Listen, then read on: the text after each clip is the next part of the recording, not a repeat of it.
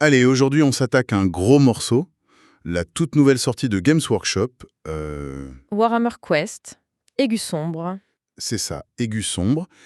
Et la question qu'on a posée dans notre article, puce, gloire et carte de crédit, elle est simple en fait. Est-ce que c'est la pépite de cette fin d'année ou Ou juste une très très jolie boîte remplie de plastique hors de prix. c'est un peu ça?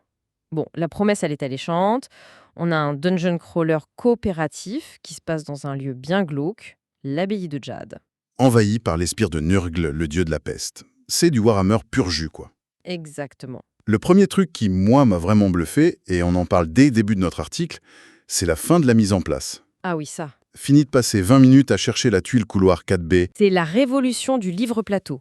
Et honnêtement, c'est juste génial. Explique un peu le concept. C'est simple en fait. Le plateau de jeu, c'est un énorme livre à spirale.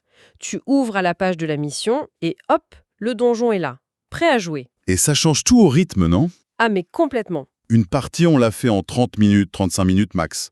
On pose le livre, on pose les figs, on joue. Point barre. C'est le format parfait pour des sessions courtes, intenses. Et les règles suivent la même logique. C'est très épuré. On a qualifié ça de système arcade dans le papier. C'est ça. Les actions des héros, c'est géré par des cartes, et les ennemis, ils s'activent avec un simple jet de 2 dés. C'est fluide. C'est aussi moins punitif. Oui, il y a cette mécanique de fail forward. En gros, un échec, ça ne veut pas dire la fin de la campagne. On continue, mais avec un malus. Parlons de l'objet maintenant. Parce que quand on ouvre la boîte, il y a quand même un effet. L'effet waouh, c'est clair. Carrément. Il y a 49 figurines, elles sont superbes, en push-fit, donc même pas besoin de colle. Et la direction artistique est à tomber. Le petit renard spirituel Whisper, il est incroyable. Adorable. Mais, parce qu'il y a un mais. Oui, un gros. Une fois que tout est monté, la question c'est et on en fait quoi? Et là, l'enthousiasme retombe un peu. On arrive au sujet qui fâche. On y est.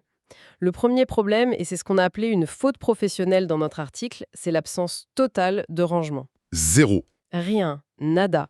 Une fois que tes superbes figurines sont montées, elles s'entrechoquent en vrac dans la boîte. C'est le chaos. Pour une boîte qui coûte, et là on aborde le deuxième point noir, Le prix, paraît de 180 €. voilà.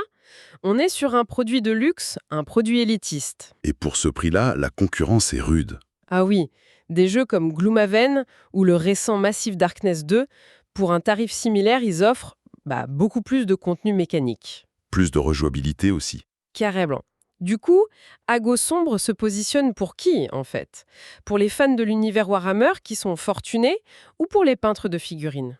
Bon, alors au final, quel est notre verdict? C'est compliqué. C'est un jeu avec 2 visages. D'un côté, c'est sans doute le meilleur dungeon crawler de Games Workshop depuis des années.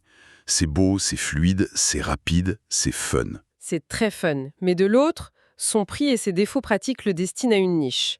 Une niche très, très spécifique. Donc en résumé, ce qu'on a aimé, pour reprendre les points de notre article, le livre plateau, la fluidité, les figurines. Et ce qu'on a moins aimé, le prix exorbitant et le bazar dans la boîte. Notre note finale, c'était 4 étoiles sur 5.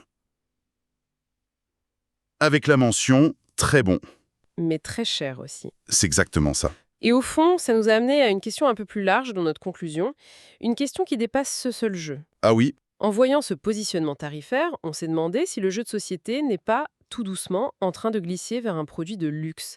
Et ça, je pense que c'est un débat important pour l'avenir de notre loisir.